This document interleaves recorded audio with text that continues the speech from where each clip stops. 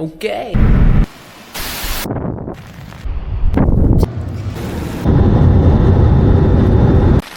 Takže dobré ráno, pátý den, trošku prší venku, je 7 hodin a já asi někam nejdu ještě, asi nikam nespěchám, počkám až to nějak vyprší, mělo začít až v 10, ale prší už teď, to jsou prostě hory. Hrozně se mi nechce ven. Takže přemýšlím, jestli snídaně udělám tady v předsínice. V noci to se mnou docela házelo. Byly samý laviny, furt padaly kameny někde. A pak někdy prostě kolem 6. 5. se ozval obrovský blesk, obrovská rána a přišla bouřka. A je to takový ve vlnách, že prostě hodně málo.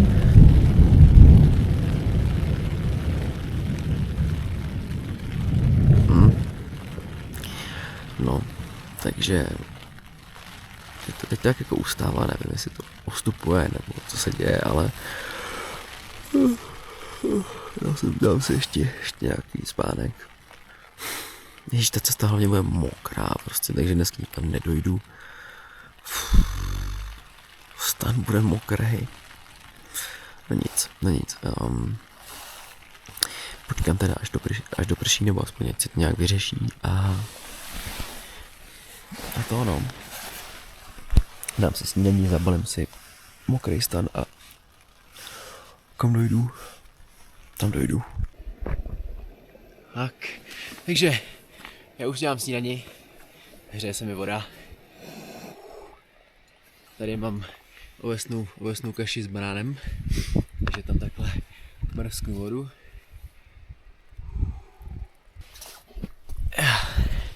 No a teď je to pěkně takhle třeba zamíchat, protože ona zůstává dole ta kaše pěkně hnusně. A pak to není dobrý. No, je to jako dobrý na cesty, ale že by to bylo to nejlepší, co jsem kdy jedl, to bych říct nemohl. No jinak, bouřka ráno byla. Samá lavina kamenů. Je momentálně 8:16, takže o hodinu doslova později, protože jsem stal tak 7:15 jsem to tak točil, to první vstup. No, že dneska nikam nebudu spěchat, zase se to vypršelo a vypadá, že už je tam jako hezky, tam kam půjdu. No, dám snídaně, zabalím mokrý věci a doufám, že dneska už bude hezky, abych si to pak večer mohl vysušit. Nic, já jdu snídat a pak se ozvu, až zase půjdu někam po cestě, jak to bude mokrý a nebude se mi chtít, už teď to vidím, že to bude hrozně klouzat. Sluníčko už krásně vysvítá. Já jsem zjistil, že bar se otvírá až v 9. Cestou jsem si sehnal 4nohého kamaráda. Nazdar. Ahoj, příteli. No jo. No, takže čejček si dám asi až za půl hodinky. Ale jdu si přijít něčeho méně teplého, protože si myslím, že teď už bude teplo. Fakt jako, jak to vyšlo, začalo hrozně pařit. Tak to je super, tak to mi třeba stan stihne trošku voschnout. Jsem s tím spokojený. Na to, že se v něm trošku mačkám, tak drží krásně. Fakt jako podlážka bombastická, ta vnější vrstva přes ten stan je taky super, vlastně nepromokla vůbec. Takže to je super. No a já jsem po snídani. Ta ovesná kaše, je to taky divný, jak mi to nejede. Ten banán tomu taky moc nepomáhá, ale dobrý, takže se těším pak na obídek, což bude sušené maso a proteinová tyčinka. Wow. A třeba v údolí si něco koupím, ale nevím, uvidíme. No, co koukáš? Hej, co ty? Pojďej, jdi. Pojdi. No, slyší. Pojdi. Здравствуй.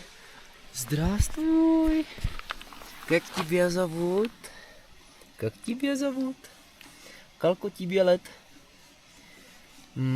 Ty из Biškeka? Ty из Racegut? No jo.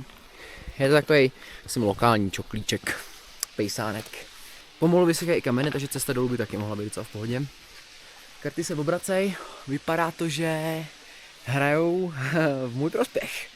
To je dobrý, jinak tamhle přes hory se valí ty mraky, to bylo neuvěřitelné vlastně ráno, jako ty černý mraky a ta bouřka. A vlastně hromada těch šutrok padala. Mám skoro zbaleno. Už mi tam chybí jenom zadat pár věcí, ještě předtím bych si dal čaj, než půjdu. Moji kamarádi, pár z Česka, právě odešel, vydali se na cestu už směr Biškek, protože letí domů. 5 týdnů tady byli, hustý, ale byli u jezera.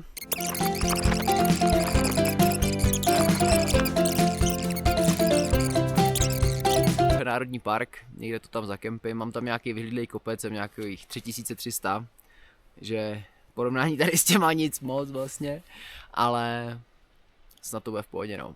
Takže vyrábím čajček na posilněnou, tím co tamhle se valí mraky, teď se z nebe ozval úplně brutálně jako hrom, takže snad nebude déšť, a jestli jo, zdraví, tak mám sebou už tak ready pláštěnku, no. Jinak pejsek, co jsem tady potkal, dal jsem se pána správce tady toho hatky a říkal, že přišel včera, že nemá absolutně šejna, co to je za psa, odkud pochází, takže už zase nevidím, prostě asi putovní sobaka. Potkal jsem tady borce z Ruska, jdou na ledovec, nevím jestli dneska, protože to počasí vypadá, že si tam spíš že si to spíš neužil. Jo, a ráno vycházel týpek, tamhle takhle šel do těch mraků. On šel, když tam nebyly mraky, ale tam je pík učitel, takže tak. A tamhle vypadá na prořezávání se sluníčka a v údolí to vypadá na krásný počásku, takže jdu tam a pohodička, užiju se hezký počasí. Snad. A možná se umyju, protože zatím poslední dny jsem se myl, takže jsem si vlčenýma obrouska utíral. Utíral jsem se vlčenýma obrouskama a dole a tam je špinavá ta řeka. No, opláchnu se snad nějak, aspoň trošku. OK, chtěl bych jen říct, že jsem možná v zadní části lidského těla, protože tam odsaď se právě ozval neuvěřitelný hluk a ty mraky padají sem do údolí, takže nebo sem jako do tohohle místa, půjdu asi do údolí, tam krásně jdou přes kopec. Já si tady v klidu dělám čajček, jo, na nic nespěchám, ach jo. A to je on, to je Bouzou. Nazdar. Sabačka, jsi nějaký mokrej, bys byl to, jo, je to chlapeček, to jako určitě, ale evidentně se byl někde umýt. Co, půjdeš dolů nebo zůstaneš tady? No a je to v Petřících. A prší, alright. Takže počasí si tady ze mě dělá trošku srandu. Vždycky, když už se rozhodnu, že vyrazím, tak se udělá špatně, takže se zastavím. A udělá se krásně, takže jsem vyrazil, začalo foukat, přišly mraky, ale v jeden moment krásně svítilo sluníčko. No nic, jdu dolů, cesta vypadá v pohodě, chtěl jsem stát v 7, vstal jsem v 8, je 10:45. A já teprve se vydávám na cestu. A ještě jsem se tady prostě zakecal s párem z Belgie, no prostě tady to fičí. Neočekávám hezký počasí, zatím se nemažu, takže nahodil jsem ochranu proti vertikálně pohybující se vodě. Počasí dneska evidentně bude takový spíš mdlý, za mnou to tady vypadá šíleně. Je to krásný sledovat to počasí, tady v těch vysokých horách prostě, tady mám krásně výhled na ty kopce, jak vidím, jak ta voda padá. Tak snad se to vyprší. To byl blesk. Jujky. No, až sejdu níž, tak snad budu mít i lepší připojení, signál. Tak se podívám na nějaký forecast, nějakou předpověď. Nahoře toho nehlásilo nic. Když jsem se koukal, že tam byla Wi-Fi, jsem zjistil. Tak si to tak postupuju. Tamhle z kopečka a tamhle v lesíčku jsem potkal lokálce, nebo nějakou skupinku lidí, ale lokálce taky červená bunda. Vypadal, že jako znalec prostoru tady. Tak týpek říká, jako počkej. Tak jsem jako počkal, zapal cíčko a říká 5 minut. Fakt, že on má je 5 minut a přestalo pršet, žádný déšť. Kopce vypadají teda nádherně, takže vychutnávám takhle. OK, takže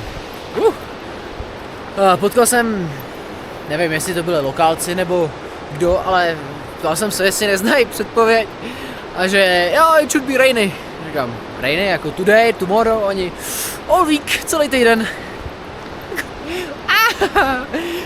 Takže někam dojdu, asi tam někam dojdu a podívám se, jestli nemám nějaký signál, trošku aspoň, nebo se zkusím tady pozeptat lidí, podívat se na předpověď. Asi neuschnu od letu, ale... Takže, statistická data tvrdila, že by v tomto měsíci a v tomto týdnu mělo být nejmenší procento srážek. Tak předpověď tvrdí opak a 4 následující dny mě čeká déšť. Takže dneska je úterý, že středa, čtvrtek, pátek. V sobotu by prý mělo být hezky. Takže se vydávám tam tím směrem do toho údolí, ale i odsaď to vypadá prostě parádně. Tady ty skály a ty hory a ta zeleň vypadá mnohem živěji. Takže to si užívám. Moje cesta je pár nějak takhle. V tom přívaláku prostě to teče z těch kopců, no. Hustý. Potkal jsem se s tou koně, paní byla na koni, taky přišlo cool. Koně bych určitě teď využil. Boty držej, boty přežily déšť, takže ty jsou v pohodě. Ale není tady něco lepšího? No, už to tamhle končí. Jo, to teče tady odsaď. Aha, ne. Jo, dobrý.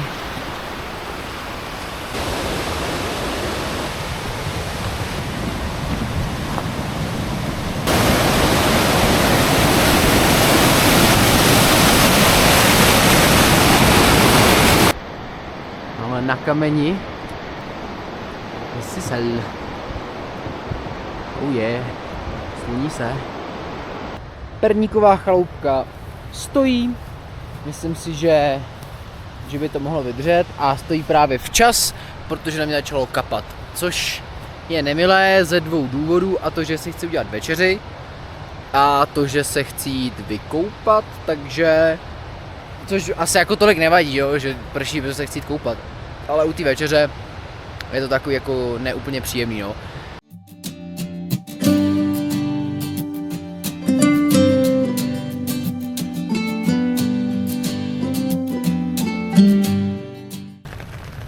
Asi 10minutový okno, kdy nepršelo, už je pryč a teď už jenom prší. Slyším bouřku přes kopce, hřmí to.